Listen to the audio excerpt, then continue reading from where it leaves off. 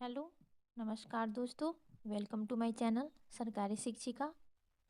तो दोस्तों, जैसा कि हमने पिछले वीडियो में देखा था एईडीओ के एग्ज़ाम के लिए और बीपीएससी टीआरई 4 के लिए, तो आज मैंने हिस्ट्री के कुछ लाए हैं क्वेश्चन, जिसे आप ज़रूर देखें और आपको बहुत ही हेल्प मिलेगा। और आपको मालूम है कि मेरा सिलेक्शन बीपीएससी टीआरई 3 में हुआ है और मैं एक टीचर हूँ, आपकी अपनी पढ़ाई की है, तो मैं आपको ज़रूर अच्छी सी सलाह दूँगी। आप इस वीडियो को ज़रूर देखें, आपको बहुत हेल्प मिलेगा। तो चलिए शुरू करते हैं। पहला है कि व्यापार हेतु समुद्री मार्ग से भारत आने वाले प्रथम यूरोपीय कौन थे। तो हमारे प्रथम यूरोपीय हो जाएंगे पुर्तगाली। इसके बाद दूसरा है कि यूरोप से भारत आने के लिए समुद्री मार्ग की खोज किसके द्वारा की गई थी। तो यूरोप से भारत आने के लिए समुद्री मार्ग की खोज वास्को डी गामा द्वारा की गई थी। और वास्को डी गामा भारत कब आया। तो 17 मई 1498 ईस्वी को वास्को डी गामा भारत आया था। इसके बाद हम लोग अगला देखेंगे कि कालीकट बंदरगाह के तट पर किसने वास्को डी गामा का स्वागत किया। तो कालीकट बंदरगाह के तट पर वास्को डी गामा का स्वागत जामोरिन ने किया था, जो कि वहाँ का स्थानीय शासक था।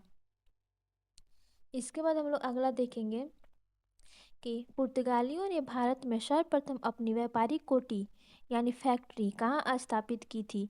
तो कोचीन में स्थापित की थी। इसके बाद हम लोग अगला देखेंगे कि पुर्तगाली उपनिवेश का प्रथम शासक भारत में कौन नियुक्त हुआ था। तो पुर्तगाली उपनिवेश का प्रथम शासक भारत में कौन नियुक्त हुआ था। तो फ्रांसिस्को द अल्मीडा 1505 ईस्वी में। फ्रांसिस्को द अल्मीडा 1505 ईस्वी में। इसके बाद हम लोग अगला देखेंगे, ये जितने भी मैंने हाईलाइट किए ये हम लोग के पीपीएससी टीआरई 1 टीआरई 2 और टीआरई 3 में पूछे गए हैं। और इसमें से मॉडर्न हिस्ट्री तो बहुत सारे एग्जाम में पूछे जाते हैं बीपीएससी के प्रीवियस ईयर में। तो इसके बाद हम लोग जो है अगला देखेंगे कि भारत में तंबाकू की कृषि एवं प्रिंटिंग प्रेस को प्रारंभ करने का श्रेय पुर्तगालियों को दिया जाता है। भारत में प्रथम प्रिंटिंग प्रेस की स्थापना वर्ष 1556 में गोवा में की गई थी। फिर से देखेंगे, भारत में तंबाकू की कृषि एवं प्रिंटिंग प्रेस को प्रारंभ करने का श्रेय पुर्तगालियों को दिया जाता है। भारत में प्रथम प्रिंटिंग प्रेस की स्थापना वर्ष 1556 में गोवा में की गई थी। इसको देख लेंगे। इसके बाद अगला आता है कि हिंद महासागर में व्यापार को नियंत्रित करने के लिए शांत या नीले जल की नीति यानी इसको ब्लू वाटर पॉलिसी कहते हैं, कि इसकी शुरुआत किसने की थी। तो शांत या नीले जल की नीति यानी ब्लू वाटर पॉलिसी की शुरुआत फ्रांसिस्को द अल्मीडा ने की थी। फ्रांसिस्को द अल्मीडा ने की थी। इसके बाद हम लोग अगला देखेंगे,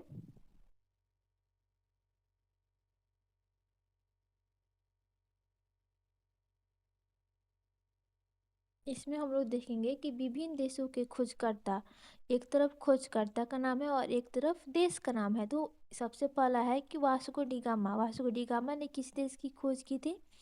भारत की खोज की थी। देखिए, वास्को डी कहा जाता है कि भारत की खोज तो पहले हो चुकी थी, लेकिन उन लोग पूछा जाता है कि वास्को डी गामा ने ही भारत की खोज के क्यों नाम रख पड़ा।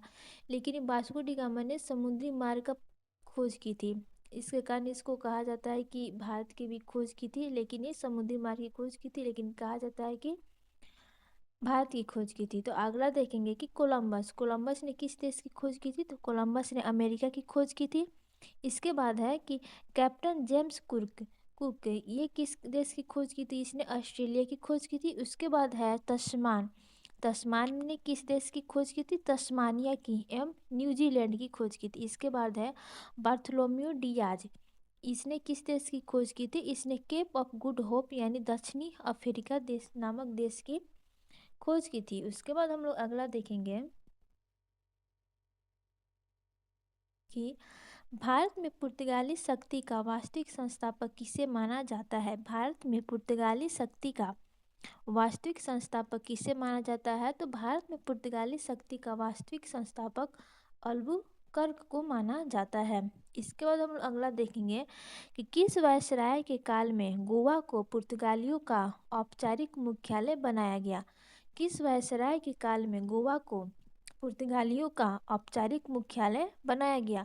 तो नीनो डी कुन्हा। इसके बाद अगला है कि पुर्तगालियों ने हिंद महासागर क्षेत्र में व्यापार पर नियंत्रण स्थापित करने के लिए कार्टेज अल्मेडा काफिला पत्ती प्रारंभ की थी। पुर्तगालियों ने हिंद महासागर क्षेत्र में व्यापार पर नियंत्रण स्थापित करने के लिए कार्टेज अल्मेडा काफिला पत्ती प्रारंभ की थी। इसके बाद अगला है कि पुर्तगालियों के पश्चात भारत में व्यापार करने आए डच कहाँ के निवासी थे? तो पुर्तगालियों के पश्चात भारत में व्यापार करने आए डच कहाँ के निवासी थे? तो ये हॉलैंड के निवासी थे, यानी हॉलैंड यानी वर्तमान का नीदरलैंड। इसके बाद हम लोग अगला देखेंगे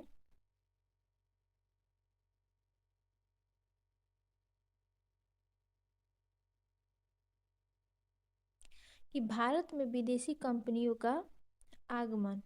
भारत में विदेशी कंपनियों का आगमन। सबसे पहले कंपनी कौन है? पुर्तगाली ईस्ट इंडिया कंपनी यानी इस्तादो द इंडिया किस देश से थे? तो पुर्तगाल के थे। और इसका स्थापना कब हुई थी? 1498 में, यानी 1498 में आए थे सबसे पहले पुर्तगाल। इसके बाद भारत में प्रथम फैक्ट्री कब स्थापित की? तो कोची में। इसके बाद दूसरा है अंग्रेजी ईस्ट इंडिया कंपनी।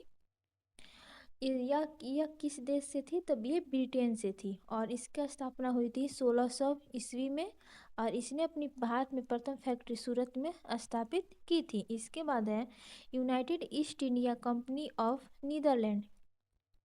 यह किस देश की थी? यह थी हॉलैंड की। इसकी स्थापना कब हुई थी? तो 1602 ईस्वी में और भारत में प्रथम फैक्ट्री इसने मसूलीपट्टनम में लगाई थी। इसके बाद है चौथे Danish east India company. Danish east India company की कहाँ थी? तो ड से डेनिश और द से डेनमार्क। और इसकी स्थापना कब हुई थी? तो 1616 ईस्वी में और इसने भारत में प्रथम फैक्ट्री कब स्थापित की थी? कहाँ स्थापित की थी? त्रैंकोबार यानी त्रावणकोर में। इसके बाद हम अगला देखेंगे 5 नंबर कि फ्रांसीसी ईस्ट इंडिया कंपनी ये किस देश की थी? तो ये फ्रांस से थी। फ्रांसीसी यानी फ्रांस। और इसकी स्थापना कब हुई थी? तो 1664 ईस्वी में और भारत में प्रथम फैक्ट्री फ्रांसीसी ईस्ट इंडिया कंपनी ने कहाँ लगाई? तो सूरत में। ठीक है, इसको देख लेंगे। और यूरोपीय व्यापारियों का आगमन। इसके बाद क्या है कि यूरोपीय व्यापारियों का भारत आगमन का क्रम। तो सबसे पहले पुर्तगाली आए, उसके बाद डच आए, उसके बाद ब्रिटिश आए, इसके बाद डेनिश आए, इसके बाद फ्रांसीसी आए और स्वीडिश आए। याद कर लेंगे, पी फिर डी फिर ई फिर डी और एफ और फिर एस यानी स्वीडिश। पुर्तगाली, डच, ब्रिटिश, डेनिश, फ्रांसीसी और स्वीडिश। इसका एक ट्रिक आता है कि P D E F. P से पुर्तगाली, डी से डच, ई से इंग्लिश और एफ से फ्रांसीसी। इसके बाद हम लोग क्या देखेंगे कि यूरोपीय शक्तियों में भारत में पुर्तगाली कंपनी ने सर्वप्रथम 1498 में प्रवेश किया और भारत में सबसे अंत यानी 1961 ईस्वी में यहीं गया।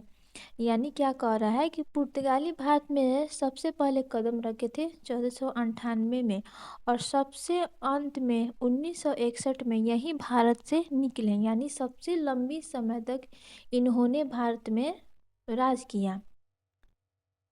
तो फ्रेंड्स, आज का वीडियो आपको कैसा लगा? मॉडर्न हिस्ट्री से बहुत से क्वेश्चन पूछे जाते, इसलिए मैंने प्रयास किया कि मॉडर्न हिस्ट्री का क्वेश्चन लाऊं। और ये पार्ट 1 था। इसके बाद भी और भी वीडियो आएंगे, तो आप चैनल को सब्सक्राइब कर लो ताकि आपको आगे वीडियो मिलते रहे। और हमारे वीडियो को लाइक करें और कमेंट बॉक्स में कमेंट करके बताएं कि आपको वीडियो कैसा लगा।